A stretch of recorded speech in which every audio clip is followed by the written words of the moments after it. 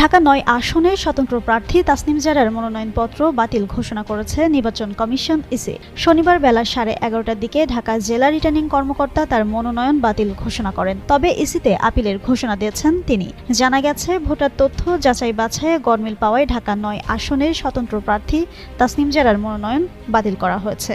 তাসনিম জারা জাতীয় নাগরিক পার্টি এনসিপির জ্যেষ্ঠ যুগ্ম সদস্য সচিব ছিলেন। জাতীয় সংসদে নির্বাচনে জামায়াতে ইসলামী ও সমমনা দলগুলোর সঙ্গে এনসিপির নির্বাচনী জোট নিয়ে তিনি দল থেকে পদত্যাগ করেন। এরপর ঢাকা ৯ আসনের স্বতন্ত্র প্রার্থী হিসেবে নির্বাচনে অংশ নিতে মনোনয়নপত্র জমা দেন। এনসিপির সিনিয়র যুগ্ম সদস্য সচিব থাকাকালে নির্বাচনী ব্যয় চালাতে অর্থ সংগ্রহ করেন তাসনিম জারা।